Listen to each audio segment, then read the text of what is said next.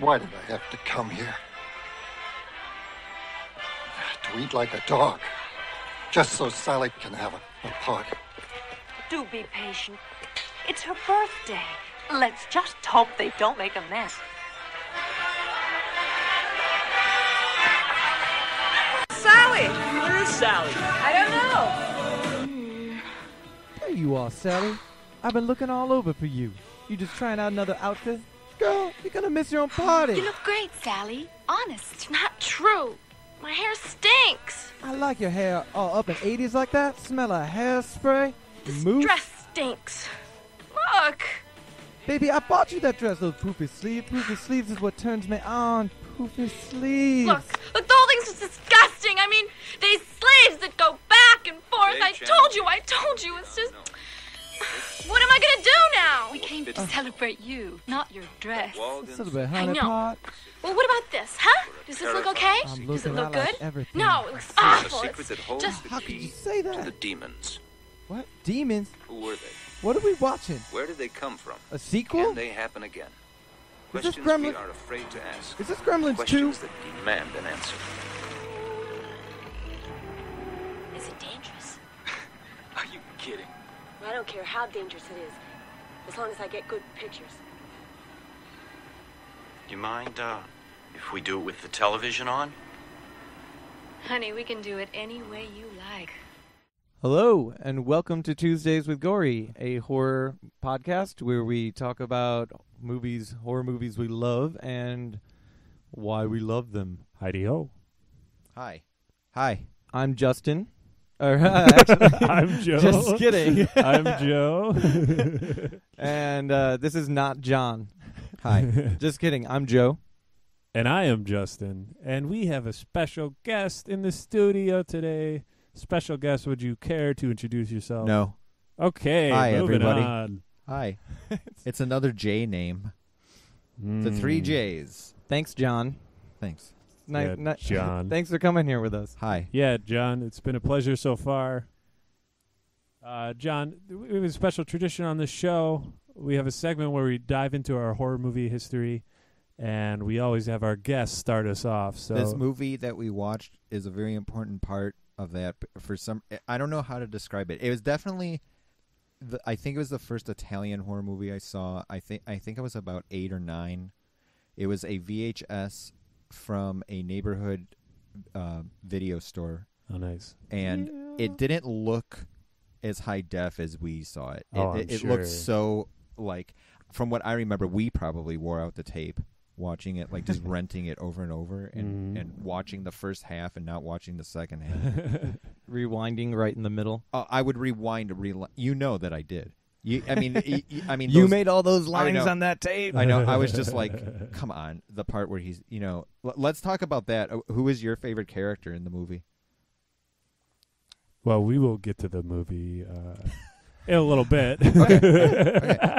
Well, anyway, I saw this movie, when I was really, a little kid, and I had seen some violent horror movies already. I probably had just seen Return of the Living Dead, which was so incredible for me, like so scary, and it had like that weird rock soundtrack. So fun. And I had probably seen Night of the Living Dead already and Dawn of the Dead, and Night of the Living Dead references those movies. The whole and able to talk about what's happening in the movie. They keep referring back to the George Romero movies. And I hate when people do that in other movies, but in that one, I really like it. In Return of the Living Dead? Yeah, it was so innovative or something seeming, because it was like it was like now... Well, it's the writer. It's the same guy? Yeah, it's the writer. It's what he got to do with the franchise by rights. Oh, that's why it's just called Return of the Living Dead. Oh, that's incredible. I didn't know that. Well, like George Romero got Of the Dead and did Dawn of the Dead and Day of the Dead. Yeah, okay. Wow. Yeah, I was just going to say, speaking of movies that we have seen in our youth that scared us or that we still love, what other things did we do? I went to haunted houses and some, how about you guys? Real or state? Did you ever take a was so field trip scared to of those. drive by Gacy's house? No, I have no idea where that is. Wow. Yeah, I've Did that in school? never. No, but we did it as friends. Oh, as okay. young teenagers. Totally. I feel like you're hitting the That'd be nail on the head. Such an inappropriate field trip for school. And kids, this is a place where a grown man dressed as a clown lured in several children, molested them, and murdered them. Homie the Clown. Remember, do you guys know about that? No. Is that There- Homie Don't Play That? Well, yeah, it was a. It's like a Chicago urban legend where, like, supposedly kids would see, and this is true.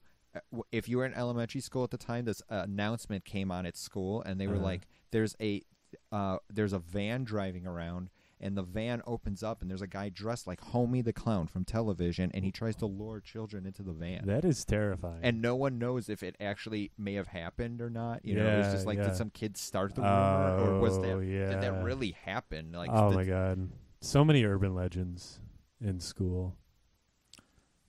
That's some scary stories. Do you want to hear what should I tell the haunted house one? Working in the haunted house? You first? Well, do you want to segue? Yeah, you guys go for it. I almost like the direction this took of talking about schoolyard myths. I think that's a little more interesting, don't you? About talking about like urban legends that were passed around when we were kids. Oh man, I'd have to think about that one then. Really? You don't remember any like stories? It sounds like you do. What are you thinking of? Oh well, I went to this camp, a YMCA camp. It was a day camp. I was very young, like 6 years old, and the counselors made up this story about this guy, and they called him like the Ripper or something. And they said that he rides his motorcycle in the camp, and then he kills the kids. Like, I was like 6 or 7 years old, and like there was a moment when they walked us out into the woods and showed us there was like a nail in the tree, and the nail had like red paint on it, and they were like, "This is the place that the Ripper takes you and shoves your head into the nail." And I was terrified. Like I would wake up in the middle of the night and walk into my mom's room because I thought I heard like a motorcycle driving by our street. Thought it was the Ripper coming to shove me into a tree nail. Such a dramatic name. How could you take that seriously? I was 6. I thought like that was that time when you just trust everything. You trust anyone, you know? You haven't had enough life experience to know that like a lot of people will deceive you. I couldn't trust anyone. My mom told me that there were molesters all over the neighborhood and that I needed to watch myself whenever I was riding my bike and, avoid any strangers as much as possible because they're, driving around exposing themselves to kids and just like shining their parts out their windows. What? Did you ever see that? No, but that was, I guess, my myth of fear. It was instilled by my mother. Wow. The urban myth of molesters all around my neighborhood. Yeah. Did it work? Did it keep you in line? Yeah, I guess. Yeah, I didn't talk to strangers. Were you terrified of like older men? No, because it never happened to me. But I don't know. Whenever a car would drive by, I'd be like, "Oh, I'm gonna walk away," and like I memorized my parents' license plate. So if anyone drove up, and my grandparents, so if anyone drove up, I'd be like, "All right, that's not the right license plate, even if the car looks familiar." Oh wow! Be nervous. Be nervous. Yeah. Oh my God, man, it's so easy to scare a kid like that. Mm-hmm. How about you, John? You got any myths, urban legends? Oh man, I'm trying to think. Well, you were telling us about that clown, right? Homie the Clown. Yeah, Homie the Clown.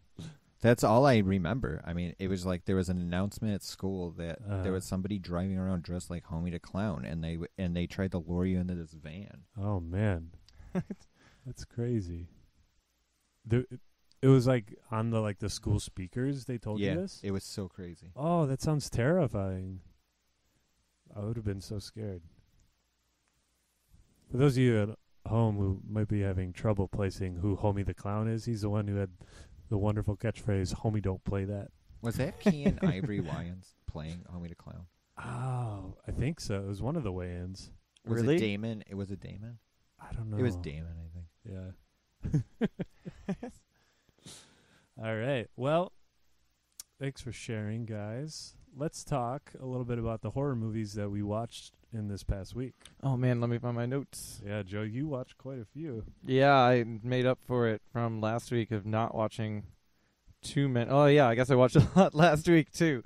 But this week it went even more. Mm-hmm. Well, we watched, Justin, you came over and we watched American Mary. Oh, my God. That was... I will go on record in saying that was one of the worst movies I have ever experienced. Horrible.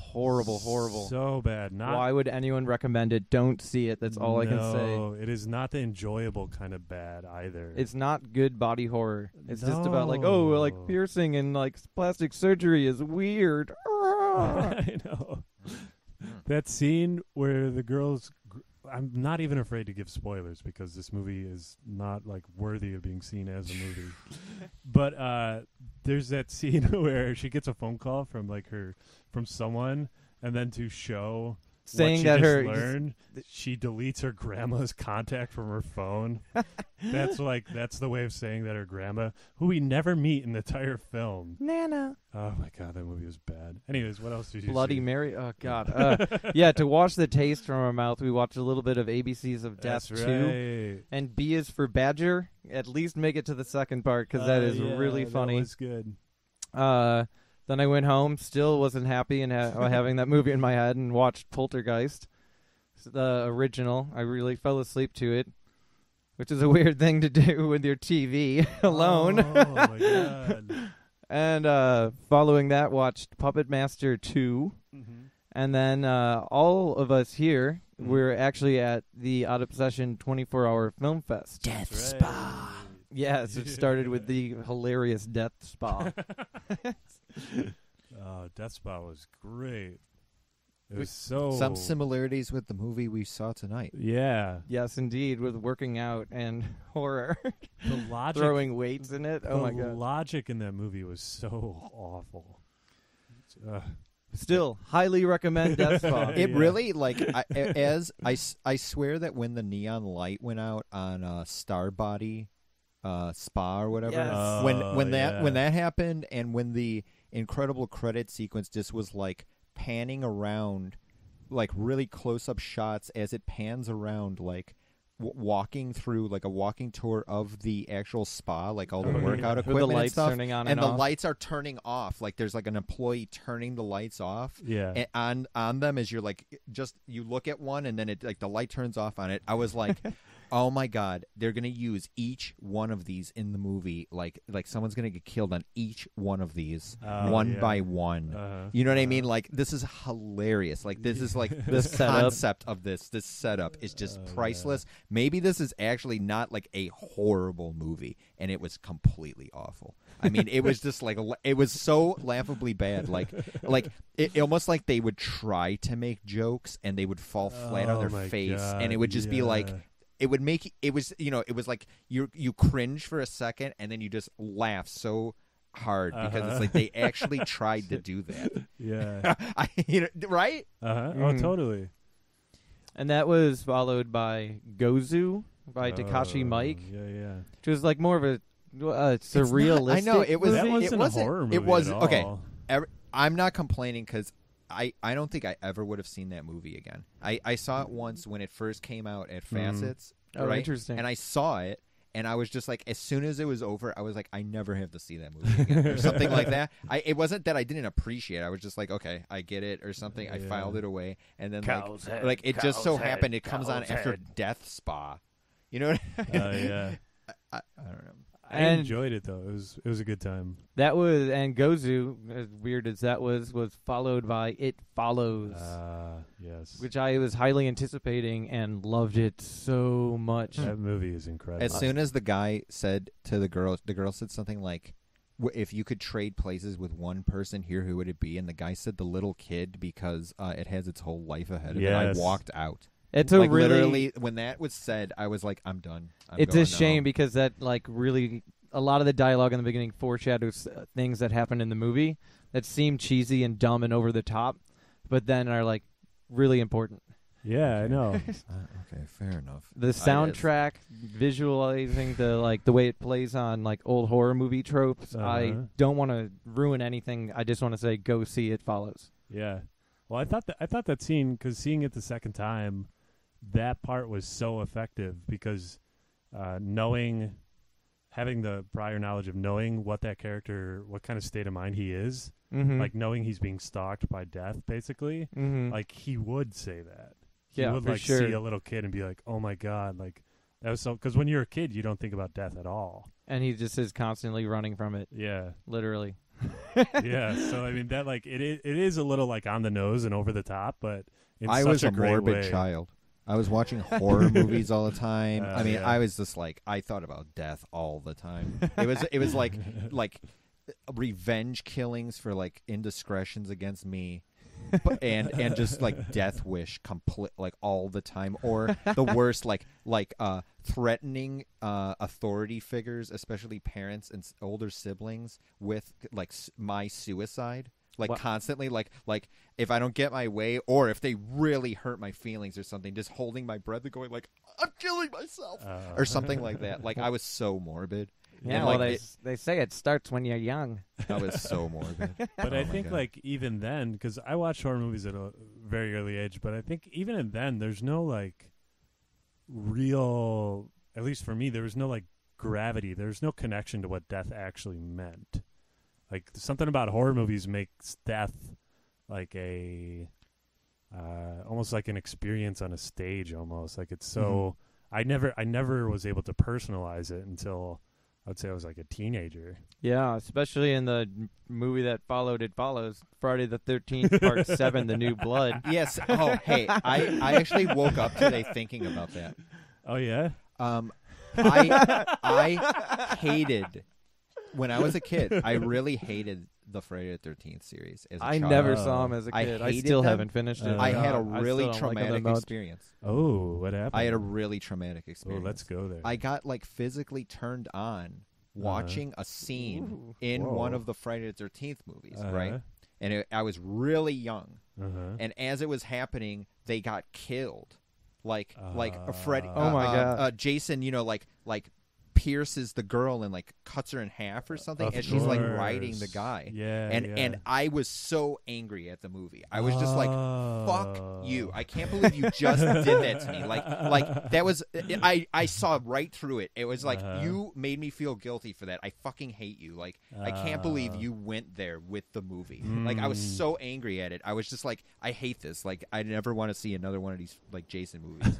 I hated it. Your youthful lust. I feel like it was almost like a beginning of realizing how sexist something could be. Like it made me so angry. I was just like, that was done because whoever made this hated women or something. Like something went through my head where I just hated them. I was just like, I can't believe you put me into your neurosis or something. You know, like I hated it. I was just like, yeah, that's your problem or something. I was so angry at it, and especially because I had seen such good horror movies already, and then to see that. But it like, sounds like this is on part fucking 8, you know what I mean? And it's like, this is the worst. Like fuck this. it sounds like you were upset though because you were turned on, and then the thing you were turned on got slashed in half. Well, totally. It was gross. It was just like, I you know, just but made I me think feel that's so kind of horrible. That's like funny. For For a horror. I mean, It's that's true. what those movies are about. Are like, ooh, look at this sex, and then you get lured in. It's just like, just kidding, gore. Yeah. I don't know. I kind of like how they like play. They play with you like that, and I don't know. I mean, it is interesting to discuss misogyny in those kinds of movies because on one end there's hordes of evidence to support the idea that like people just hated women at that time or when they're making those films, but there is also the fact that in most of those films the last survivor is a woman. I think that those are cop-outs. I think that that's like a lot of those early rape revenge movies where they are totally luridly showing you rape. Like, and it, okay, I'll say this, and this is the way I spit on your grave. It's not real. It's not really happening. You know what I mean? So it is telling a story and stuff. I get it. But I still think that the whole point is that that's the important part of the movie, and they are totally doing it to like show that, you know? I think that's another movie maybe you guys should watch or something is Ms. 45. I don't know like that. I've never heard of that. That turns not like we were talking about how things will play with your expectations. Ms. 45 is exactly to do that. Like it doesn't feel like. What I like is if it's just an exercise, it's going to be over in like 85 minutes anyway or something. Right. It's just like just watch it and just be like, oh my God, they like this is the movie where that happens. You know? But I think it's basically a slasher movie. But yeah, I think with the rape revenge movies, I think the interesting thing that they do is they kind of poke fun or they kind of ridicule like standard dramatic tropes in the fact that like there's such a huge shift in narrative of the victim becoming the perpetrator and the perpetrators are now the victims. That's in Demons 2 too. That's totally something that's in Oh, Demons right, 2. right. That is in there. I mean, like I was trying to say that there's this oh God, what's the I was thinking about this before. There's a where you want wanting to become the people in it are so repressed they want to become demons. You know what I mean? Yeah, well, let's definitely save that for the themes. That's key theme territory. But right? Yeah, no, totally. I was saying that before the movie or whatever. Let's ride the demon. Let's ride the demon. The demon is gonna get you. Hey, so John, do you want to tell us what happens in Demons 2? Wait. What? We didn't get to say the movies we watched. Oh shit! Sorry. Joe, you think this is your segment? No, I'm okay with that. Meaning, like, not me. Please, yeah, I didn't mean it like that. I don't want to. What a long list. No, I also watched Treehouse of Horror 3 and 5, and Puppet Master 3. I don't know if I mentioned that. And on to you, Justin. Okay, the only reason I make a stink, I wouldn't have cared, but I did watch a super fantastic movie that I wanted to talk about, and it's called The Snowtown Murders. I've been recommended that. I want to see it. It's amazing. Oh my God. It is one of the darkest films I have ever seen. Like, I don't know if I've experienced a movie that more makes you feel like it's got this slice of life feel to it. You know, it's got this vibe where you're really hanging out with these people, but these people happen to be serial killers. Oh, whoa. And they're like this guy has like split personalities, or he's bipolar, and he goes from like super charismatic, like incredibly charming. When you first meet this guy, he's just like so magnetic, his personality. But then you see him as he like adopts his other persona, which is like this like bloodthirsty, emotionless maniac who's just super angry, and like it feels so real and it's so dark. But the music is intense and awesome and like progressive, and it's like this like I would almost call it like a meditation on the darkest parts of the human psyche. And there's just something beautiful about it. I had to turn on the subtitles though because it's an Australian film. It's about Australia's most notorious serial killer. So it's based on real events? Yeah, this is all true. This all is stuff that happened, which makes it even more insane. But like I watched Dahmer. Oh yeah, just really funny and fun. But small town murders. Yeah. So anyways, I just really wanted to bring that up. And that's is that the only one you watched? Besides the horror movie marathon? Everything else I watched with you, I think. Oh. And what about you, John? Wait, can I want to talk about it when I get back. Oh yeah? What we want to talk about what when you get back? Could we take a break? You want to take a break? Yeah, I might be able to talk about it. Right now there's something else on my mind. All right. If you got to make a phone call, we'll be right back after we take this call. See you soon.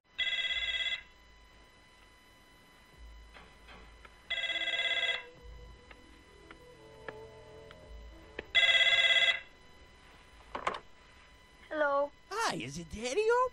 No, Daddy isn't home. How about your mom? Is she around? Neither's Mommy. They're both gone? I'm alone. You want a new daddy? Yes, goodbye.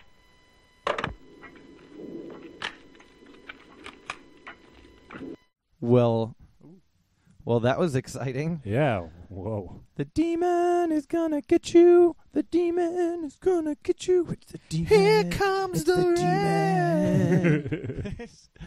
We're here, Tuesdays with Gory, back. Joe. Justin. And John. And we're talking about Lamberto Bava's 1986 Italian movie. Demons 2. Demons 2. And John, you recommended this movie to us. We had not seen it before. That is correct. And since you're familiar, would you like to run us through the plot? I'm like jumping in my seat because I want to tell you about it so bad. Do yeah, isn't this it. the movie that you've been most excited about, obsessing all week? Absolutely.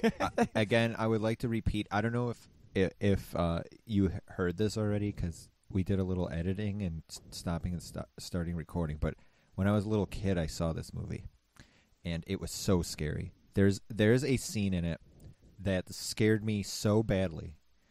When I don't even know how to describe it. I would just start thinking about it out of nowhere. I would just be thinking about it, and I would get so scared. Because it actually, what I like is, it has to Day do nightmares. It has to do with the look on the actors' faces, which is so incredible. We actually left off before I cut to what I watched yesterday night was Sven Gulli had Dracula on. Okay, that's always been. I was in denial for a long time about how much I love that movie, and just the movie in general. Dracula 1931, the Todd Browning one. I was obsessed it's so great. with that movie when I was growing up. It was one of the first, it was maybe the first black and white. You know what I mean, like a universal horror or something that I ever saw. And my mom insisted on showing it to me. She was just like, "You have to see it." And I think I was really fighting it. I think I was like, "That's boring. I already know what's going to happen."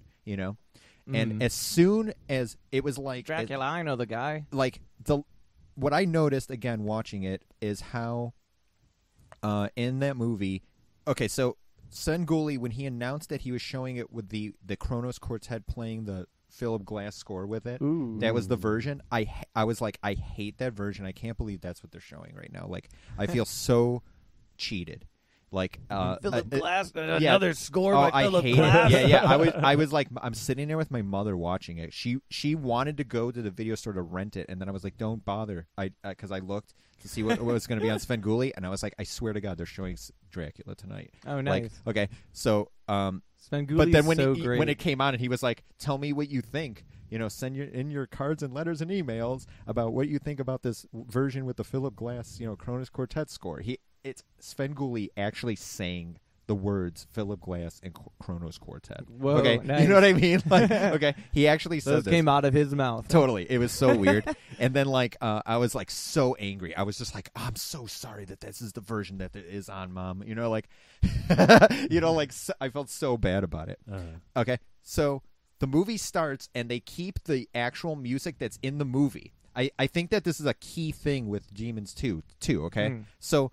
In the 1931 Dracula, a lot of the music is music that's playing in the movie. Do you know what I mean? They go to Dracula tracks down when he first gets to London. He goes to like the symphony or something, right? You know what I mean? The very beginning of the movie is still they kept it was like some orchestra playing a version of the overture from Swan Lake, the Tchaikovsky. It's synonymous with that movie now. Oh yeah, totally. Okay, they kept it, and it might even be. I was like, is that the Kronos Quartet playing it? I was like, okay, at least they kept that. That's so interesting. And then, so all the music that's in the movie already is kept in it. Oh, and then nice. when the Philip Glass score really kicks in, it really, and he did this intentionally. I mean, I watched a little thing about it today where he wanted it to sound like it's from from the 30s, like music that was happening around that time. And now that I know a little bit, like I hadn't seen that version for so long. Now that I know a little bit more about, like classical music or 20th century or whatever, it's so spot on. It sounds so good. It was nice. It was enhancing my viewing experience. Nice. The dialogue is so important in that movie. Like it's all about acting. It's all about the way a line is delivered, and the line is like some of the lines are pure like poetry. You know what I mean? That they are the actors are saying, and it's how they'll deliver it. And the cinematography is impeccable in that movie. I mean, it's so beautiful, like Indeed. beautifully shot and stuff. And like then it's, I mean, I don't know if anybody out there knows, but Bela Lugosi is in the movie. He's fucking Dracula, and he's incredible in the movie. I mean, there's no other performance like that. He died dressed like that. You know what I mean? Like, or not died, but maybe. But he he was buried in that costume. You know, like, Really? Yeah, that was in his will. It's in the movie Ed Wood. They talk about it. Oh, yeah, there's totally, these you're right. reporters. There's these reporters at his funeral, and that one looks at the other as they're like changing bulbs in the flash bulbs and the cameras, and he goes, "Why was he buried in the costume?" And he's like, "It was I don't know, something about it was in his will." So it said that it's something about it was in his will. It's how he wanted to be remembered. So you watched the original Dracula with the Philip Glass score. Yeah, it was good. I was surprised. I kind of just want the score to listen to all the time. Did you stay at the Horror Film Fest after it? When did you leave? I left during the line in Right when it follows, where the guy said that he would trade places with the little boy because he has his whole life ahead of him. I was angry. I was just like I just walked out. I was like, I'm done. I'm done tonight. How many times did you watch the movie that we watched tonight? Demons 2. It's hard to say because I think tonight may have been the first time I had ever seen it to the absolute finish because I didn't remember anything about the TV studio. The other day, like Monday or Sunday or something, I was craving just a few lines in the movie. So I went online and I was just like jumping around through the scenes in the movie, just looking at my favorite lines and listening to, watching it. And as I was watching it, I jumped to the very end and I was like, I have no idea what's going on at this ending. I don't remember this. Well, would you like to inform our listeners of what the hell was going on in the movie? Okay, so the movie opens with this incredible narration that it's so cheesy, and if you were seeing it in a movie theater, it'd be complete darkness you would be in, and this voice comes on, this creepy voice talking about like narrating you the synopsis of what happened in the first movie, and then when really abruptly an image comes up on the screen after that's done, and there's a knife it has red liquid dripping on it or like from it, and there you go. I don't know what I don't know how to if I spoil that or. Oh no, we go complete spoiler city when we break down. Okay, so you see this knife and then like I can't cut into it. Yeah, like do you have anything in your notes maybe about that part? No? Just that you still see the knife and then it shows that it really is covered with syrup and chocolate because it's almost a buffet of desserts. Yeah, it was just it was a very, very deliberate, like slow tracking shot of all these desserts on a table. I thought that was such a interesting way to begin the film. A little bait and switch right away. Yeah. Is that blood? No, we just been making a lot of cake. Oh, come on. You guys aren't going to talk about that silhouette and that shuffle by the person in the movie? Yeah. In their weird, like, fancy boots. Uh-huh. And you don't see the face of the person at all. Oh, they're just yeah, totally. It's just like a shape. Right. I'm assuming the chef. I don't know. Yeah. The pastry chef in the building in the high rise. Is that who that is? So we have our birthday cake. Okay. And we were talking about this before about how it seems like Lamberto Bava maybe is like saying, "Here's dessert." Yes. Enjoy it. Yeah, like. I mean, I think there was something I was talking about before about how, a big part of Italian exploitation and horror and stuff is the mondo element.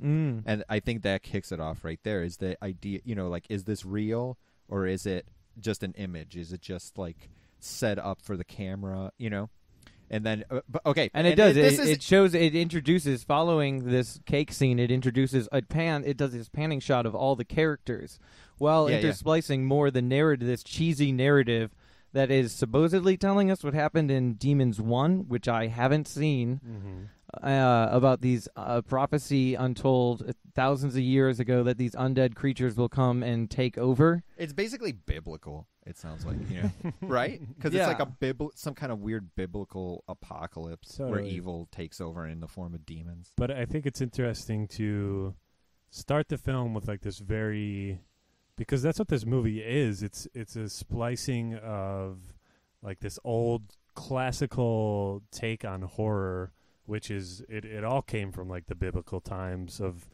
horror being like Satan and Satan's army and how evil manifests into this world, and like taking that like classic approach to horror. Then the next shot is all these desserts and these cakes, and they're all like colorful and vibrant, and it's almost like that's like this movie to a T. It's such a mixture of like old cultural horror and then like new like MTV generation rock music, flashy stuff going on.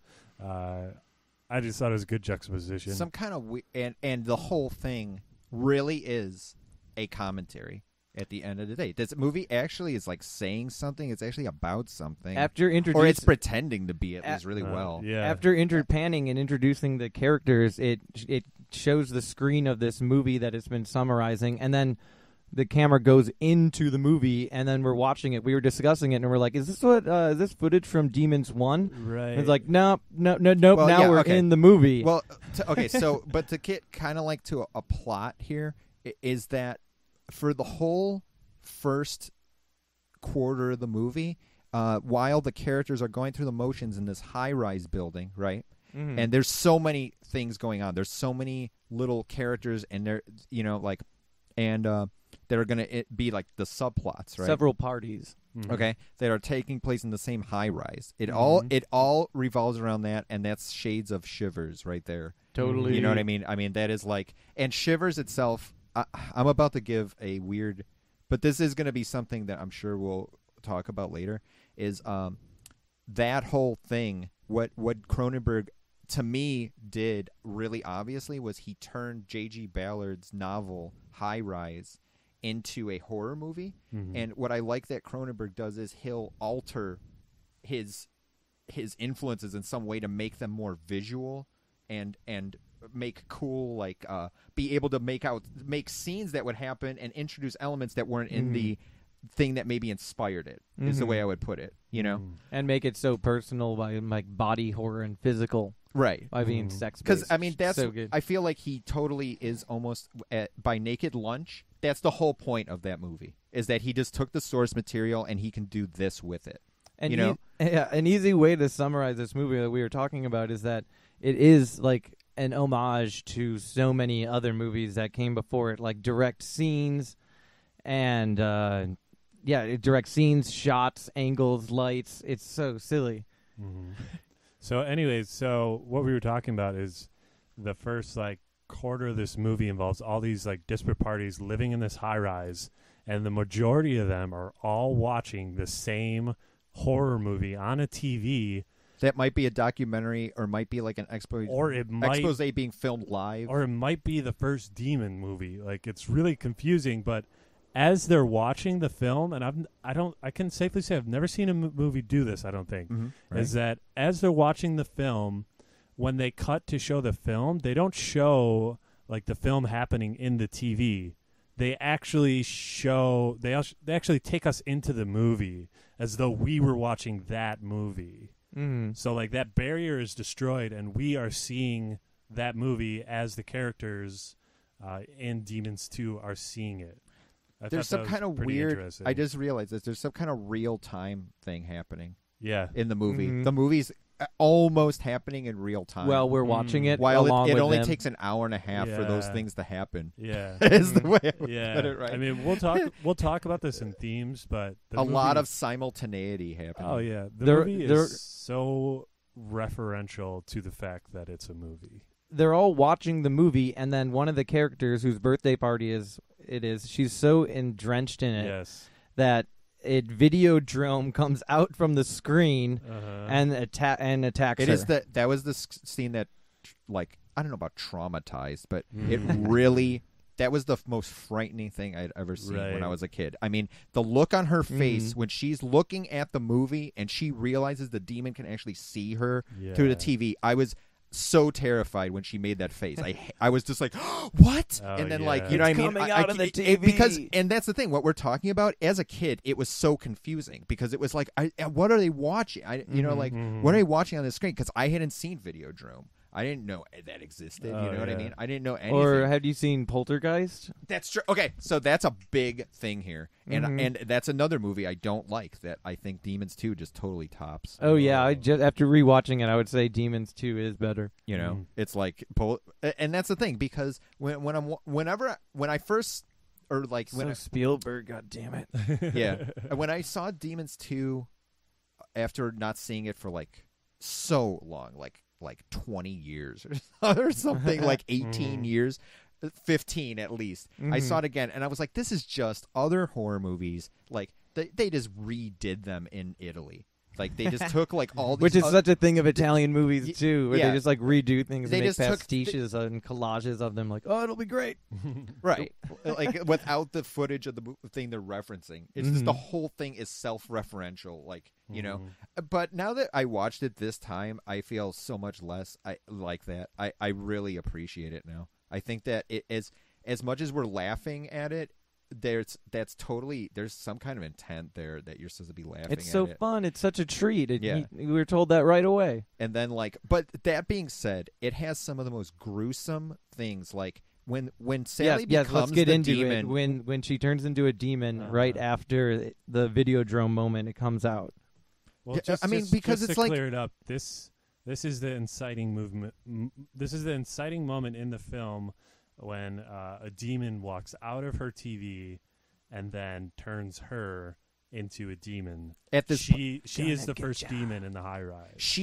So it's Sally's birthday, and right before she becomes a demon, she learns that this guy who did something unmentionable to her has just been accidentally invited to her birthday party, and she's already. Sure, you can come. Think what's implied. I'm making a huge jump here, and I think I did the math. I think she's like on her period. I think that's what's happening. I think she feels horrible, cheated on her birthday that's happening. I just thought what implied that? Because when I think I'm really onto something because when she becomes a demon, there's all this blood pouring out of her. Oh my God, it's over and acid, over again. And it's like acid, That's and it so just burns ridiculous. through everything. And I feel like that's a really important thing about the movie is because like Sally is she is in such despair. And you know, it really makes me wonder. It's like, man, if that happened to you on your birthday, like that guy, this horrible person is going to show up at your party. You know what I mean? Yeah. And she already How is many so things could go angry. wrong? I have this Totally. horrible dress on. Totally. Just as she's like starting to have fun, some guy her friend picks up the phone at the party, and exactly who she doesn't want to show up gets accidentally. He's like, gets invited to the party. You know what I mean?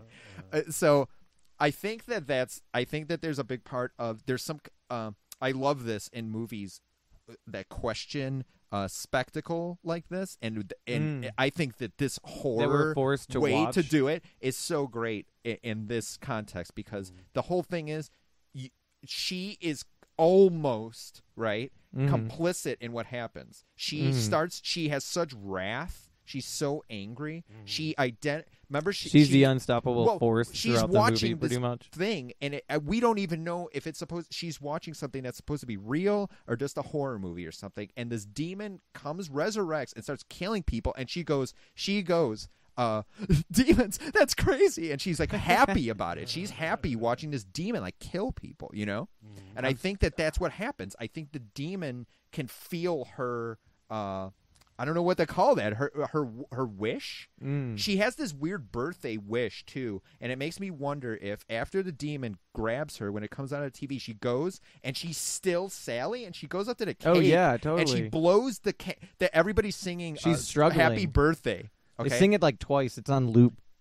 Okay, and she puts her fists, her like closed fists, against the table, like straining against the table as Against people the are singing transformation. "Happy Birthday" around her, and the music is getting so ominous, and she blows the candles out, but one of the candles is still lit. Ooh, as her fingernails, which we're told in the movie, this is one of my favorite lines in the movie. It said they spread the contagion through their fingernails. She grows these crazy fingernails, and it's this insane transformation sequence that looks like American Werewolf in London. So and good. Digs her nails into the guy next to her as the people are singing Happy Birthday. And he's like, "Rah!" And they finally notice that there's like blood pouring out of his arm from her nails.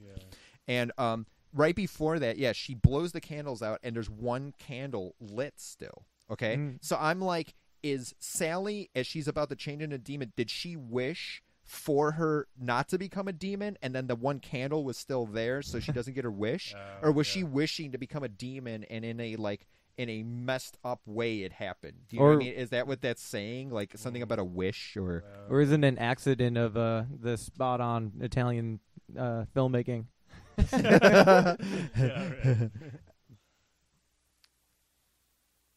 So she transforms, sinks her claws, and then the rest of the movie is a bodybuilding team in the movie. They introduce group number 2 after oh my God. After Sally's blood takes out the electricity and she kills everyone, electronics and security system in the building. Her acid blood is dripping through the floor in these incredible shots of acid blood dripping through the floors in this like weird cutaway of the tower. The Tower, by the way, is the name of the building in the movie. Really? It's just called The Tower? There's this incredible... It's like how in The Howling it's the village, now we're in the tower. Okay, so okay, I'm sorry. We got Sally's party going on. That's a huge that they're the first people to become demons. They leave the apartment and they infect everybody else, right? Yeah, but her acid blood pours through and it lands on this guy that's in a that reminds me of Invasion of the Body Snatchers with Jeff Goldblum.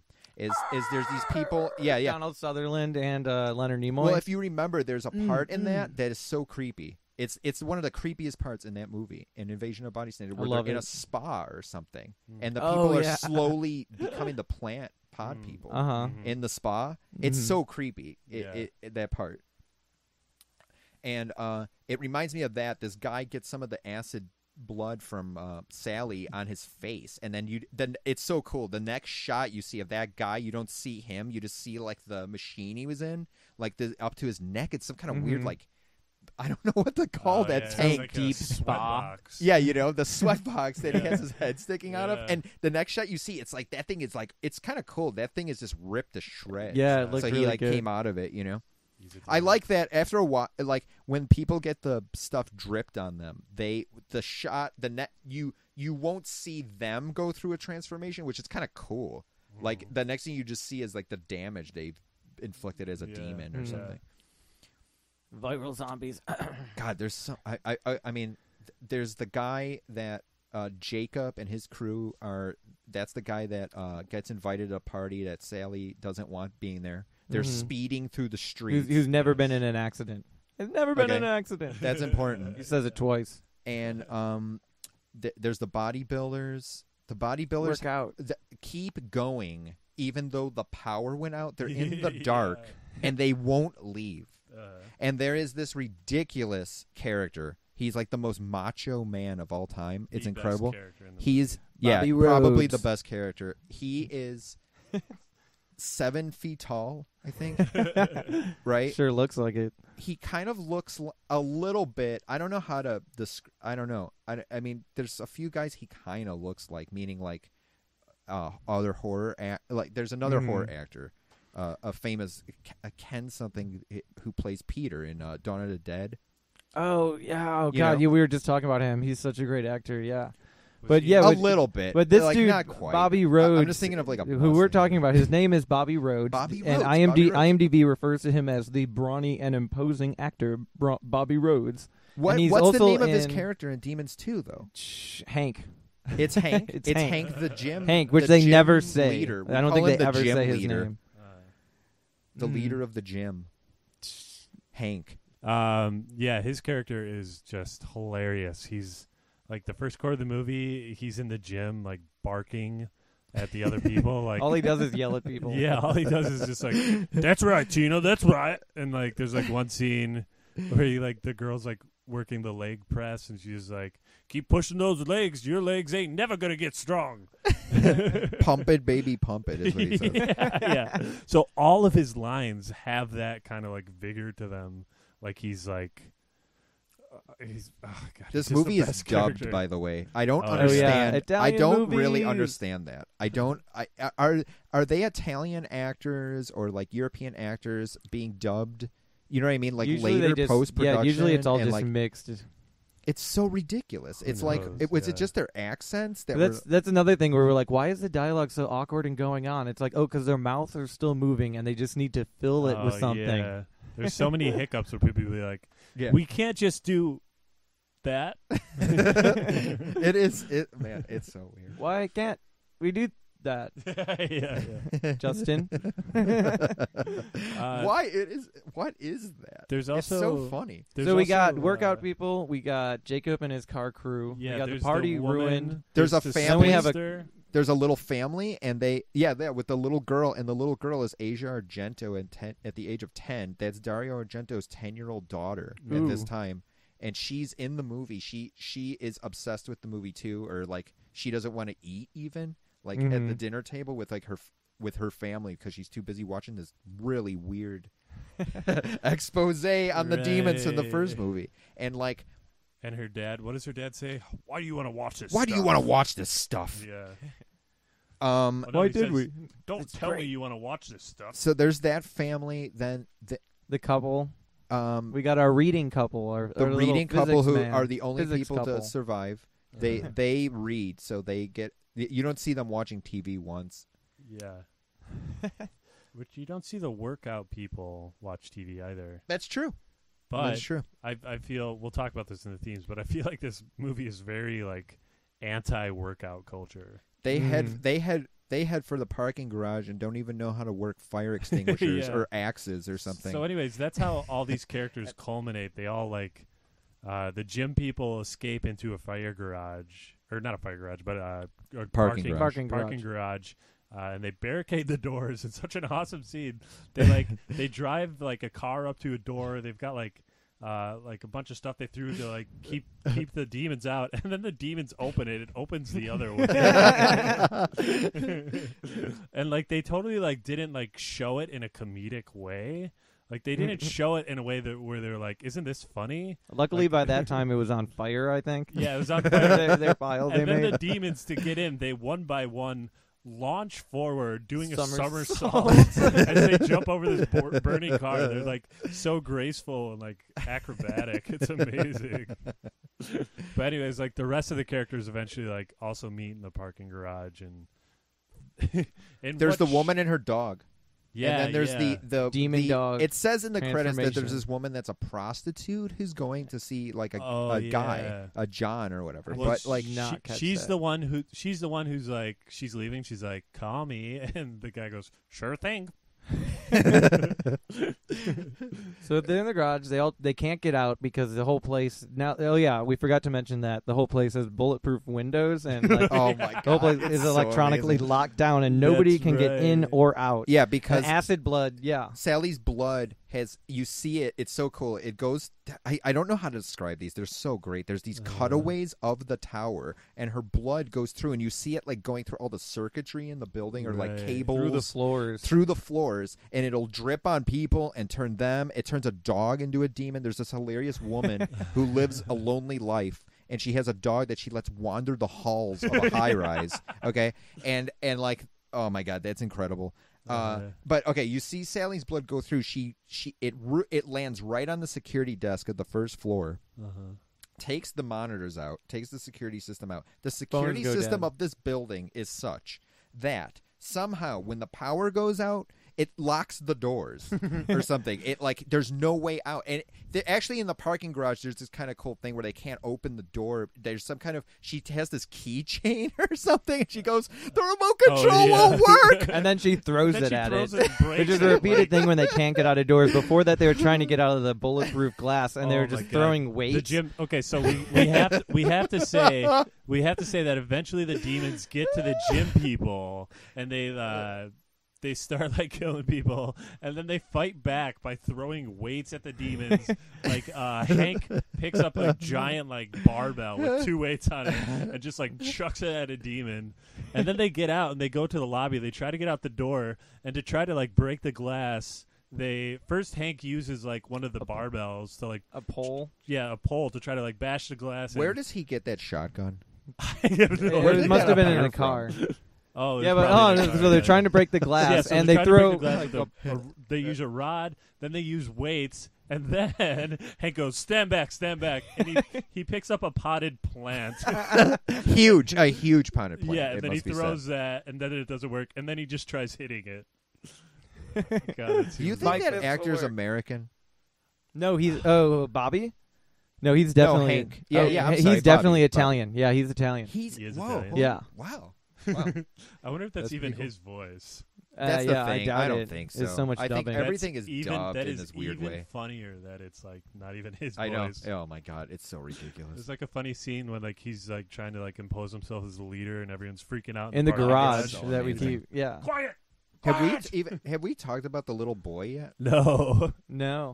That's right. So there's a little boy alone too that we haven't talked about. Yeah. There's this weird thing in the movie, and it's so cool because what they're trying to show you, after all, is that no help is going to get there in time for them. Right. So and they can't call out. Some of the people who can't get to the building to save anybody, which I don't know what they would do when they would get there anyway. I have no idea. It's Sally's parents and the building's all locked up. Sally's parents and the guy who was invited to the party, that was wrongly invited to the party, Jacob and the little boy's mom, which makes no sense because there's nothing they can do because they said it's locked in and out. Like nobody can get in. So I mean, it's not only is that already despairing, but the people who somehow, by being outside of this as the demons are doing this, somehow I don't want to. I guess we're talking about the plot, but I don't want to spoil it too much. Oh, no. Spoil away. Hey, some. I'll put it this way. I want you guys to pick up on this. Some of the people who can't make it because they're doing something else that doesn't have to do with being in the high rise or watching the TV, while they're out, some survive. I think maybe all of them kind of maybe survive. I don't know how to describe that, right? And it's like the little boy's mom, she's out on a date. She left him alone in the apartment, okay? While all this crazy stuff is going on, she left him alone in the apartment. She calls the apartment. The little boy no, wait, she doesn't. She calls the apartment. It just keeps ringing because her son is being chased by Sally, the original demon in the high rise. She chases him, okay?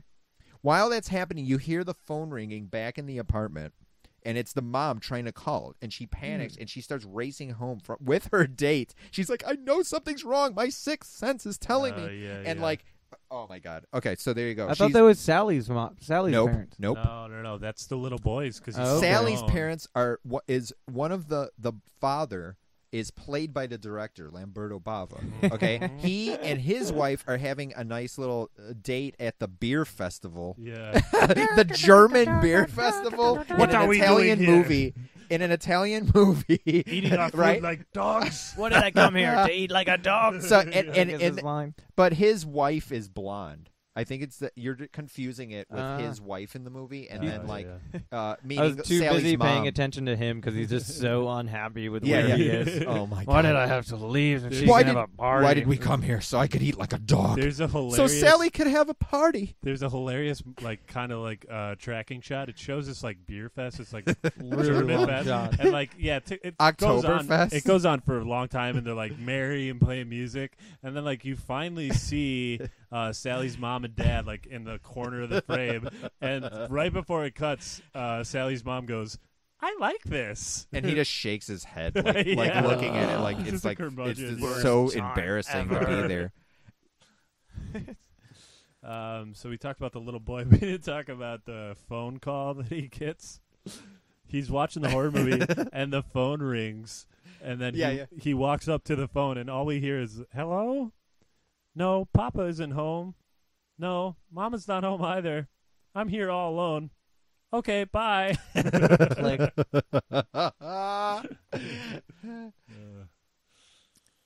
Garage carnage. Yeah. Other folks driving around, not in the tower. Mm-hmm. And Well, a bunch of people are trying to get two to people the tower. trapped. The reading couple are The reading trapped. couple are geniuses who took a survival class last summer. And it- while like right before she got pregnant, I guess, or like something like right when they learned she was pregnant. Yeah, they're like, so let's take a here's- survival class. Here's the crazy thing about this movie is that we have the whole like parking garage showdown where all the inhabitants of the high rise are trapped in this parking garage, and it's them against the demons. And of course the demons win, but it's like such like an epic showdown, and it's so action packed that it feels so climactic. And then after that, we spend like 30 minutes following Getting these, to like, the roof. Yeah, getting to the roof. Which, and as I was with saying, these last with two these couples. just last two people. It's like, well, I thought this movie was over. Yeah, Why does it keep exactly. going? like the first Tim Burton Batman. Yeah. We haven't touched upon yet the little boy. He becomes a demon and he attacks the woman who's pregnant, who's the two like bookie who never watch TV and therefore survive. The perfect couple. Yeah, he attacks her because the other guy is trapped in an elevator.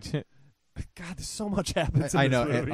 And her the husband kid or bursts whatever. like and releases this gremlin character, like gremlin creature that this runs little around and demon tries comes to. out. Hey, before attack that her. happens, before the demon child dies, Uh-huh. when the child becomes a demon, is that still the same child actor? Or is that a person that's an adult that's little and playing the demon? Yeah, I think it's got to be like, I almost feel like it's a stunt double because there's like, she like attacks him and Right? I don't know. There's some very physical stuff going on. I love Who his knows? It's lunging. Italian. He traps her in the kitchen and he lunges at her a couple times. I love yeah. that little arm. He still stands still, but he does this like weird arm lunge thing. Oh yeah. Do you know what I'm talking about? He does it twice. It's really scary. Well, then actually. she traps him in like a, what is that? A trundle bed? Is that what that's called? Those beds that like I flip into the oh my wall. God. No, what is? Oh, I hate this. Hide a bed. Yeah, I was trying to remember what those are really There's a called. beautiful. There's a name. beautiful word I'll for think it. of it. I'll think of it. We'll think about it. I'll think of it. I'll think of it. So so we get our two couples running from the demons to the roof, and then somehow while they're running up, each one of the not the book couple but the other couple just turn into demons and attack them while they're running up. Yeah, yeah. Murphy bed. Murphy. Yeah, bed. There Murphy it is. bed. Nice. There it is. Yeah. So, anyways, this couple, they meet another couple who were like, "Who the hell are these people?" But anyways, this other couple like survives Sally's party somehow. So they meet up, and then all of a sudden, that couple just inexplicably turns At the into very demons. end of the movie. Yeah, yeah. So then it's just the book people, and they make it to the roof. They rappel down the roof. The pregnant couple. Yeah, they rappel down the roof, and while they're like just about to my rappel, that's when we learn. man. That's when he says, "Oh yeah, just like we learned in that Survivor or what is it? No, Rescue Course. That rescue course we took last summer." So they rappel down the roof, and then Sally is following them.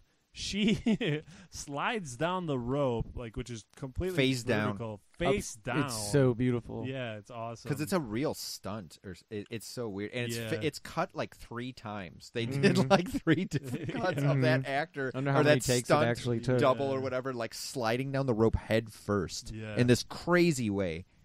But the book guy like kills her like 10 different times. Yeah, this time he impales her with a pole. That's right. And then they sneak into the building that's next to their building. TV studio. Which turns out to be a TV studio. That's that part is so crazy to me. Uh-huh. That is like, I don't know where they It's right. It feels like another movie. It feels kind of like Videodrome for sure. But I feel like I've seen it somewhere else too. But maybe it's just like music videos or something. It's that video place next door, the That TV video place production next center. But anyways, Sally comes back again, and she's Right after that, the pregnant woman has her Oh, yeah, child. she has her child. It's so What a crazy beautiful because they're baby. As the grappling movie down the ends building. again. Oh, They're God. grappling down the building, and there's like a pregnant woman on her husband, the baby daddy's back. She so doesn't like look grappling pregnant. down. Ugh. Yeah, grappling down I this didn't even building. think about it. Yeah. Okay, so they get to this TV studio. They think Sally is dead. They get to this TV studio. It's so weird. There's a weird, beautiful sound being looped in the background to make you feel like you're in some creepy, abandoned television studio. I don't know what is going on. It's very like a spacey like. Right before they go into this TV studio, the mother says she goes something like, "I'm in so much pain" or something. Which I mean, I'm like a pregnant woman being grappled, like hanging on to somebody's neck, going down a skyscraper building. You know what I mean? Like I guess if she was far ahead in her labor, I guess that's gonna do it. They get into the studio. She has the baby, and they trick you for 1 second into thinking that the baby that comes out is a demon or something. Yeah. It's bathed in this red light from the TV studio. Yeah. Okay. The father's looking down at it. She goes something like, "How is he?" or something. After he says it, he goes, "It's a boy," and then she goes, "What? How is he doing?" or something. Is it no? She asks, "Is it okay?" Is it okay? Yeah. Okay. Is it okay? It's beautiful. And she goes, "No, he's not. He's gorgeous." Yeah, but there's a little and then immediately there's a little pause after she says, "No, he's not." There's a little pause, so we as an Left audience hanging. are thinking like, "Oh, he's a demon," and then she goes, "She's gorgeous," which I didn't know that gorgeous is better than beautiful. I've always assumed that. And then following like that misdirection, then Sally comes back yet again. Yeah. But somehow this time she's blind. We Oh, know I this because love her that. eyes are I all love white. that. Yeah. I love that she's blind, but then as soon as she is killed again, her soul starts running towards there's There's a a wall TV of monitor. monitors. There's a wall of monitors. For some reason, her soul only exists on 3 of them running at the screen. And the other ones show So her it's dead like- body. Yeah, so Because it's they're like filming her dead body. Yeah. totally. So like, is like 3 demon Sallys about to jump out of the monitors? Do you know what I mean? Do you know what I mean? According to the logic of this movie, is that what's about to happen? Did she like multiply inside of the media or something? He smashes all of them. Not all of them. Only the ones that have are showing Sally. Which, yeah. by the way, I just thought of. I think, guys, incidentally, I just noticed this. I think they're the smallest monitors that he they're smashes. being cheap. Yeah, Oh my god. I that's think so that they're funny. the smallest monitors. Now that I totally. think of it, Yeah, on the yeah. big monitors is Sally's It's body like a dead. live feed from the cameras. I just noticed that. I think that they're like the tiny monitors he Yeah. smashes. Oh, totally. Well, The that's most basically expensive. the movie. Yeah, It's a plot. Sally dies, and then they go outside, Did you mention It's the car daylight. accident? and Yeah, everything's That okay. was the thing too. So the little boy's mom is driving recklessly to get back to the tower. Let's wrap up our side characters. And then Right. And then Jacob is driving recklessly because that's just what he does. No, he's never been in an accident. But he is a crazy driver. He's just never been in an accident.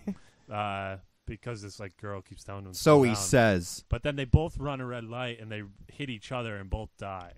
A I don't know if lot they of die. help you guys There's are. an ambulance there right away. Mhm. The ambulance gets there pretty quickly, if I remember right. There's the guy who answers the phone at Sally's party. That character inexplicably disappears. Wait. Before we get into kill counts, we should do that. I gotta go. I got a phone call to make. Okay.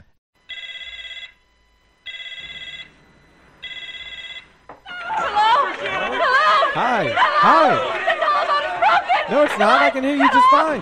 Everything's broken! No, I swear it's not. I don't want the demons to get me! Yeah, I can come get you. I can get you in 15 minutes. That door leads to the garage! Okay, yeah, I can meet you in the garage. 15 minutes. Whoa, how many people are you with? Hello? Wow. Sounds like a fun party. 15 minutes. Garage. 15 minutes. Turn on the headlights! Get the door open! All right, 15 minutes. See you in the garage. Hey there, kiddos. Watching a scary movie during Halloween month? If so, post a screenshot on Instagram, hashtag it MaggotPhone. That's hashtag MaggotPhone. It'll be our own little private hashtag to discuss the films we love during Halloween Horror Month. Hello, and welcome back to Tuesdays with Gory. Heidi-ho. Welcome back to Amateur We're talking Statistics. We're talking about Lamberto Bava's 1986 Demons 2. And you're are. you are tuning in just in time to hear the math part of the show. Yes, that's right. We're going to break down all of the numbers. the equations that the physics Oh my student. Oh wow. All right, anyways, I believe it is time Do we have our bell? We sure do. It's time for the death toll. Woo! I thought it's body count. Boy. It's death toll. It's the body tally. It's the murder tally. Death toll. Death toll. All right. Coming in at number 1. All right, hold on. I got to give a disclaimer about the death toll in this one. It's really strange to depict who's dying and who's just getting turned into a demon. So because of that, this movie's hard to do a kill count, or what is it called? The death toll for, because characters can turn into demons. It's hard to tell if they die or if they turn into demons. Yeah, and indeed. As we defined last week, just turning into a demon is not a death. Or a werewolf or a vampire. Yes. You just lose your soul. Yes. So there were a lot of moments of people being turned into demons. There was one scene where a woman was laying in a tanning bed and a demon walked up to her and like smushed her like a panini in the tanning bread. Tanning bread? The tanning bread. The tanning bread. Yeah. So anyways, there was that. There were the guys in the gym. The gym deaths. The one guy doing the butterfly press, and then the demon came by and like, what was he doing? He was like pushing his hands together. Like, I didn't understand what he was doing to him. But then there's another guy doing the bench press, and he's like looking over, like, huh? But he's still doing the bench press. They like strangle him with. Yeah, they take the bar and like push it against his neck. What? Oh my and then God. that's when it cuts to Hank in the locker room, and it's just like, it's so funny because it cuts to them and he's just been like standing there motionless. Then he goes, "What's going on out there?" So that's throwing weights at 'em. 2 or 3 people die in this entire movie. That's the kill count. Pretty much. The death toll is only 2 people. Oh, there was the car crash. But then there have to be times that the demons all the people die. who die in the bumper car crash panic in the basement and in the garage. But I mean, then the demons get killed. Yeah, too. but we classify those as gross outs. When a demon dies, that's not a death. What? Eventually, Sally dies. It was already dead. Yeah, but she was already dead. Yeah, undead. I feel like the security guard totally dies before he becomes a demon. How does he die again? Sally comes by as he's trying to open the elevator for for 2 of the characters, and I feel like the whole thing is you see him die, and I think that's what happens, and then he becomes a demon. I think it takes a little while. Remember? Yeah, but then it starts happening really quickly. Yeah, it's I mean, this true. thing transfers. Anyone can become a demon, whether it seems to be like blood splattered on them, cut by a claw, or they just randomly turn into one, like the couple at the end. That's not really explained. Totally. There's Oh, also my the God. woman with the dog. Love those rules. The woman with the dog. Yeah, her dog turns into a demon and ends up like eating her. Gores or her? something. Yeah. Oh, you think it eats her beyond recognition so that she can't turn into a demon? I think so, yeah. Woo, yeah. Woof, woof. You don't think she's one of the demons that flips over the fire down in the barricaded underground? Those are all stunt double demons. Yeah. Come on. Acrobat demons. There's some I of mean, the it's workout ones. possible, No, right? those have to be the guys in the workout room demons. those are There's the no workout way rooms. Yeah, they're so that's just that girl. They're so fit. They like 'Cause- work out all the time. Yeah. That's true. Yeah, that's why they can somersault over the Oh, car. that's So, interesting. even I if- like that. Even in their human, I like that. Even in their human form, if there was a flaming car, they would be able to dive over it and somersault. I feel like it's whoever was at the party becomes demons for sure. Yeah. I think that the Some little of the workout the people. little boy. Little boy, Which yeah. happens off camera. Well, okay, the guy in the toaster or whatever down in the spa, right? Yeah, Okay, yeah. Strange spa. the guy who had sex with the prostitute, Oh yeah. or whatever, right? Uh-huh. The wait, let's see. Okay, wait, those are drippy ones. Then she becomes one in the elevator with the dad, with the meaning of the Oh yeah, young because couple. the person through the slap, The security guard grabs her hair, and so, somehow I think he leaves some like residue from his fingernails in her hair, and she becomes one. Or, Basically, everyone turns into a demon. Wait, you just skipped. Your voice just did the stumble thing that they do in the movie. Is that what was happening when they were recording the dialogue? Justin's not here. Justin's not here. We're just dubbing over him the whole time. Try it again. What? Yeah, Justin. Yeah, see, we got the Justin track rolling again. That's right. I am here. Joe Blansky is the best. Oh, so how's the rest of the kills? Though I know I am so disappointed. Like, come on, let's get some. I want to hear the statistics. Is that the end of the kill list Pretty or death much. toll? I mean, yeah, sure. Somebody maybe dies in the car crash. Yeah, I'm sure people died. The bumper cars. Actually, I'm going to put out there that we are to assume that Asia Argento character Ingrid that she dies in the fire. I don't agree. I think that the whole thing is like you have no idea. It's like, did they run off for some reason? You do not see anything happen to her. Not anything. But she's stuck in a car, and there's like a huge fire. Again, the movie is so gory, and like you don't see anything happen. Dario wouldn't. A kid. Dario wouldn't allow it. They didn't want to show kids being killed. That's why. No, That's why they didn't show that other boy. Turned into a demon. But the little boy. But he gets the his stomach hold on. rips well, open. Hey, careful, because that is on my gore list, which is what we're getting into next. Yes. I don't. So let me really steal it from you a Ing- little bit. I think Ingrid survives, and so does the guy outside. So does the guy that went outside to stop Jacob from coming up there. Oh yeah, I'm not arguing that. You know what I mean? Like, I think that it's Asia Argento and that guy. They're two of the survivors. Asia died. All right, end of the kill list. Ingrid died. All right. So the demon child, our little exorcist boy, as we were just talking about, he has a scene where a gremlin thing seems to burst from his chest and then terrorize one of the other women in the movie, the pregnant woman. That is on my gore list number 1. That is really good. My favorite gore part is the really first gory thing when Sally transforms in this giant blood fountain. I love when I like when she's like just ripping everybody at the party to pieces and stuff, and then she has some kind of weird.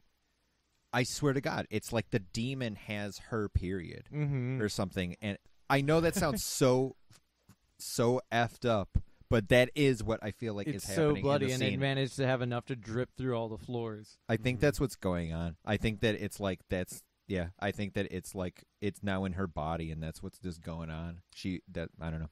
I think that's what happened. It's just, transformation, which is also my third gore thing on my gore list is the dog transformation into the demon dog, which is very extended with his snout extending, or his teeth extending, all bloody and kind of like a weird sharper. Hybrid special effects between like American Werewolf in London and John Carpenter's The Thing. Totally. Like some kind of weird hybrid of those. A weird hybrid. What? Speaking of The Thing, because it's all like it changes. It's like a hybrid of all the different creatures. It's true. And the only other thing on my gore list is Sally dripping more blood in another time in the movie, because that happens a lot where she just stares at the camera and just oozes blood all out and goes like, the girl that you see in the car accident, her face is really bloody. That's true. Oh, the one who flies through the window? The one who flies through the window? Or the car accident inside or outside? I feel like you are leaving out the fact that you see so many victims of the demons getting bit and scraped up and like. Oh yeah, but those aren't like memorable gory parts to me. It's there's few there's scratches so much, along the way. Tearing of people with claws in this movie. It's great. It's another satisfying Italian gore flick. I would say this movie could have been grosser. I'm just going to put it out there. Yeah, but I still like it. Yeah. Oh, I'm not why saying don't it's you, bad. Hey, but why don't you sometime get dripped on by acid blood, acid demon blood, and tell then me that's come not back the to it. grossest thing you could talk about? Like for real, the blood of a demon is like burning itself into your body. You know what I mean? Like mixing with it. It's so gross. Yeah, there is a lot more going on here than just the gore.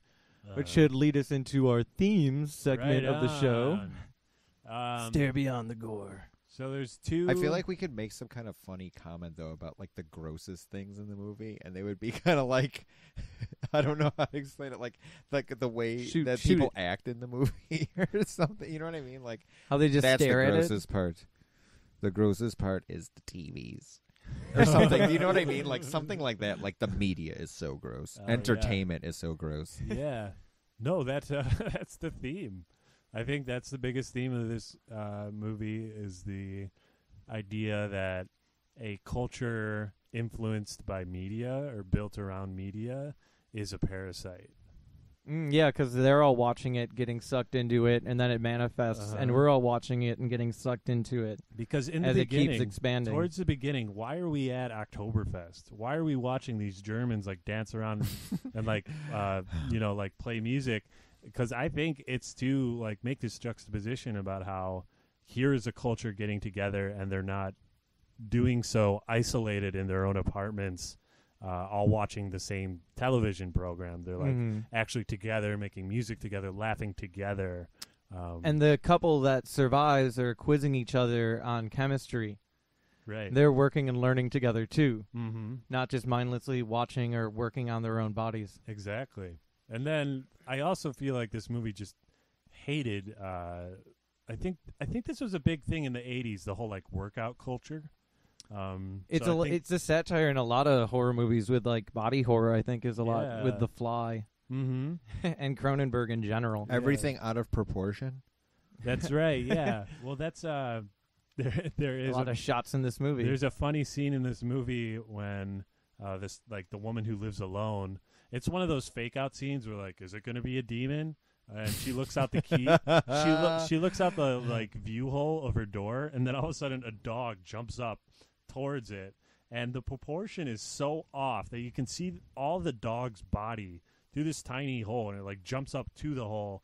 So then I said like the proportions are so off, and then you kind of took it away that's just kind of the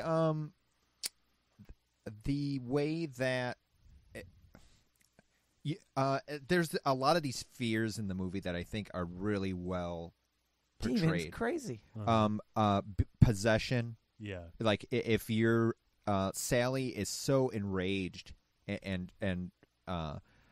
something like this reminder of something traumatic that happened to her is going to happen to her at exactly the wrong time. Mm-hmm. So and the wrong time is the right time.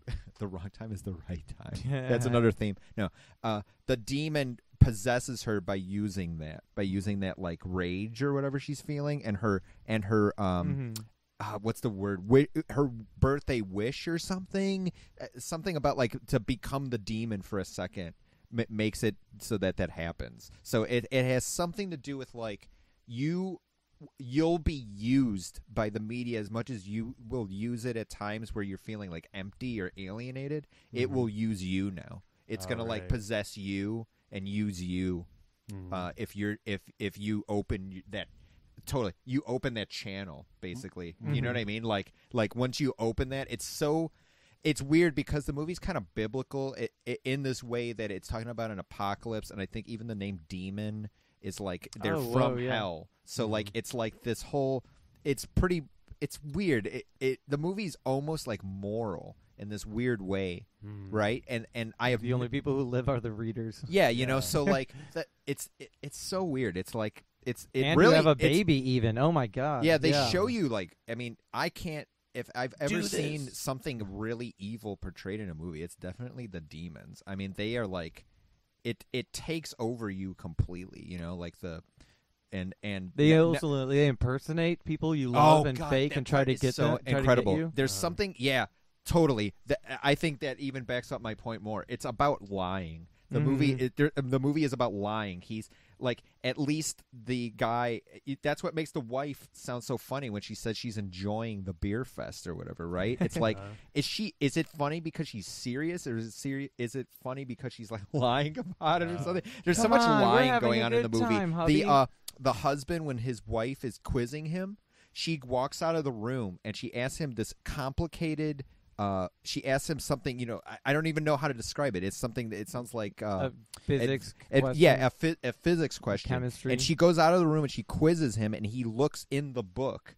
He cheats, and he tells her the answer. She comes back in the room. She's like, "See, you got it." She knows it. She doesn't have to look. And at then the he book. says, like, "Yeah, but I won't remember it in the morning." Yeah. So like, the demons then they trick you at times. They'll use your kind of like family instincts to trick you. So like if it's like if it's a child demon, it knows that if it uses the child's voice, you'll open the door for it. If the woman that you were trapped in not you, but the character's trapped in the elevator with, it will because his mind is on his wife and he wants to get to her. So she tricks him by being like, "Please help me" or something, and then he turns back down. Well, isn't that what media is all about? Is about even watching a movie is you're asking to be manipulated. Like the first thing a director has to do is give you characters that draw from your own personal experiences to like engage you emotionally, to get you invested in their lives because they reflect your own. And that's all that media does. And some of it is like, oh, I'm doing this because I want you to have a good time. But some of it is like, I want your money. I want you to support my enterprise. I want you to like push an agenda. Moralize. Yeah, exactly. And I think that this movie is talking about that. And also it's also like a love letter to not just like movies in general, but horror films. Oh yeah, because it's just steeped in so many references. Like this film recreates like 5 different subgenres of the horror movie umbrella. I made a list of every horror movie that it reminded me of in various scenes, and the list in order goes as follows: Return of the Living Dead, Videodrome / Poltergeist, American Werewolf in London, Shivers, Alien, Halloween, Dawn of the Dead, Halloween, again, Exorcist, Gremlins, and then Die Hard, even Halloween though this is 3, before Die Hard. Add Halloween 3 to that. Wait, there was just something. American Werewolf in London. Rabid. Ooh, yeah, I haven't seen that. So, I mean, God, I feel like I know I'm forgetting something. Psycho. Oh, yeah, Psycho, the weird Psycho curtains, scene with the curtains over someone where they get killed. Oh, man. That is. I think that's why. That's like when the director, what's his name again? Somebody. Lamberto Bava. Bava. Okay. When he shows us in the beginning all those scenes of like the cakes and stuff, like we talked about this, like about how he is saying like, hey, yeah, this movie like maybe isn't going to like rebuild empires. It's not going to like change the way people think about things, but like fuck if it's not just like I'm making it. I think he's declaring his own good intentions. That he's saying that there are so many people in media that are trying to take advantage of you, that have an agenda to push. And I feel like he's saying, yeah, my films are like a little trashy, but it's good fun, and I want you to have fun. Yeah. Like, I have your best interests in heart here. It is really fun, so even weird. with the soundtrack, which is unlike most Italian horror movies. It's all just like goth punk pop songs. Yeah. Like who are some of the bands that were on it? Art of Noise, the who Smiths, have some kind of weird a track called Backbeat, or what is it called? Backbeat, yeah, Backbeat. totally. And it just repeats so much in the movie. So much of the songs get repeated in the last Peter like, Murphy, half hour. Dead Can Dance, The Cult, Love and Rockets, Dario Argento too.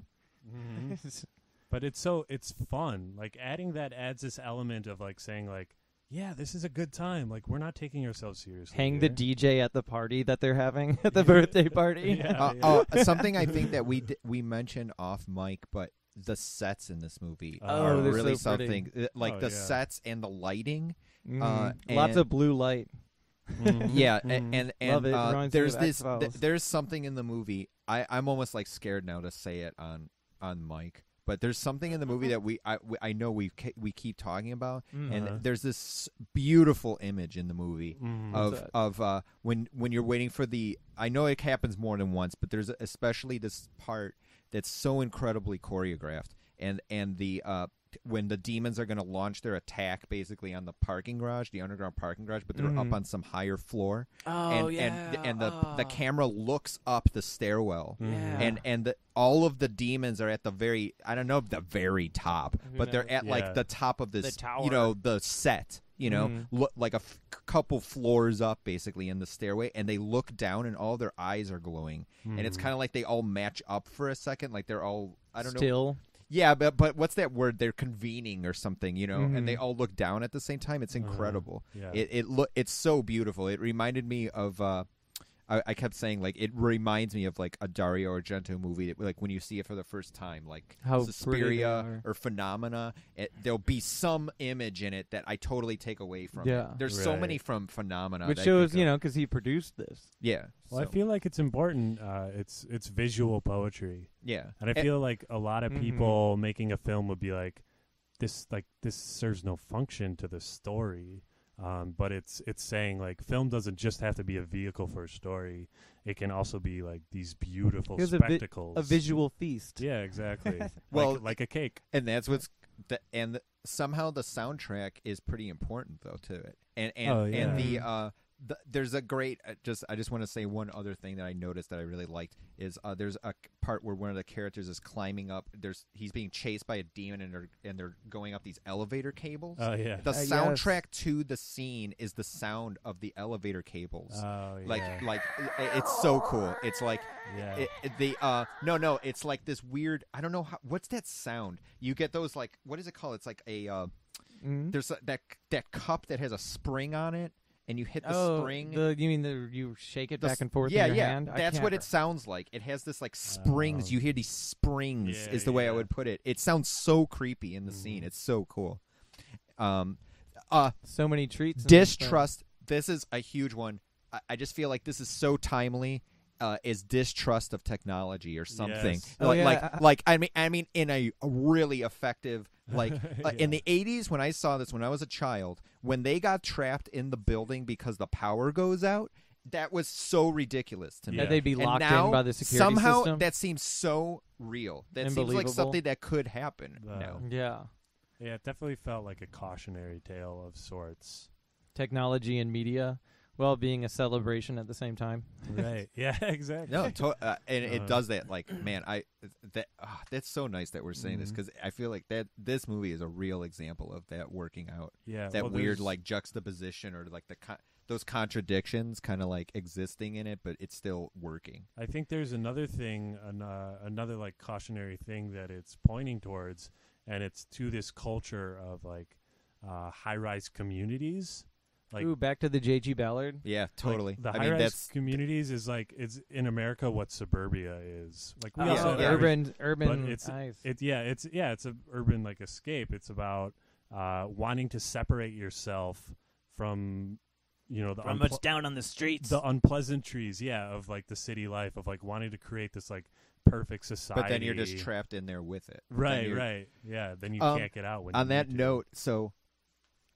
I'm so glad that we watched this, because the movie version of High Rise is coming out soon. Oh, really? And it is, from what I understand, I think as a Ballard fan, I'm gonna be so disappointed, because it sounds like it's tongue in cheek, and I think this movie and Shivers do that already. They do that already. I wish that it would be like a really serious take on it or something, and it's going to be kind of like a pastiche. And they're gonna, if you overplay the satire in that, it's preachy isn't the word, obvious would be the word, or something. So like I just have this bad feeling it's going to be kind of like that. I think it's going to be a little too like cute or something, which it's like if you do that with it, you're kind of ruining it. Like Ballard is more detached, you know. I mean, Cronenberg gets so much of his influence. I feel, I mean, obviously because he made Crash. I mean, he actually was able to be. He was the one that was able to bring that to the screen. And like I was saying, another J.G. Ballard. The best parts of that movie are the parts that are made for the movie. That are not in the book. Like he puts these great scenes in, and those are the Cronenberg parts are the best parts. Period of Cronenberg's career. I've never finished Crash, and I've never finished Dead Ringers. I like always fall asleep. Wow. Huh. But we're talking about different movies. Yeah, sorry. Not horror movies. I know. But I think we've pretty much covered Demons 2. Yeah, it was great.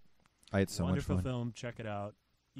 Not even better, but equally as terrific soundtrack. Indeed. And a bunch of that is, if you listeners are interested, we have made a YouTube playlist of terrifying tunes That's for you right. to listen to at your Halloween party, and we keep that's adding awesome. songs to it. Starts off with We're the Dream Warriors, never gonna sleep They're singing. I'm not. Ducking. One thing. You can find that on YouTube. Someday, I've never seen the whole thing, and you guys watched this first. Are we watching Demons 1 sometime? Oh, yeah, we got to come back and watch Demons 1. Sure, that'd be a nice sequel episode. Surprise, listeners, we are going to have a Halloween special. That's right. On the 31st, a little skit for you. Yeah. Should be about like 20 minutes, maybe 15. We don't want to give anything away. Yeah. It'll be a little trick and treat.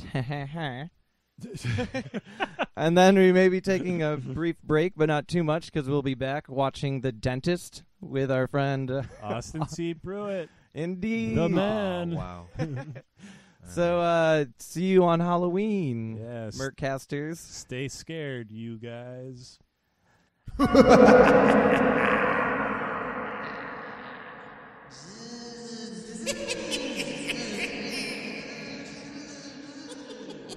Oh, cool. Demons. Not enough gas.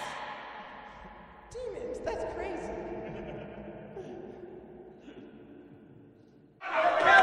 Quiet! Quiet! Quiet! Panic don't get us nowhere! Now go search all the cars. Take anything that can be used as a weapon. Chains, wrenches, anything you can find. Jacks, bottles. Textbooks, candles, television recording equipment, cameras, Fabergé eggs, rope, grease, nice country pie, dumbbells, all the dumbbells you can find, pots, shotguns, wrenches. Did I say wrenches? Jacks. Definitely get some jacks. Videotape. A picture of your mother when she was young. A letter from home. A wish list to Santa when you're 8 years old. A copy of How to Defeat Demons for Dummies. A glass of water. Fire extinguishers. Hot coffee. Steely Dan album. Fill it with gas to make bombs. It's our only chance. Everything. Move it!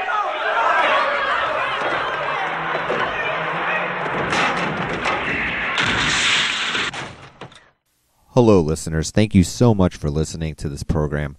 If you feel that we've made some factual errors on the show, or that we've put forth some theories that you disagree with and think are completely false, and we're just contributing to the rumor mill about any of the movies we're talking about on the program, you should feel free to contact us, and especially to leave a message at this phone number, 773-357-5297. Tuesdays with Gory has been a presentation of Moss Tapes. For more information, please visit www.mosstapes.com.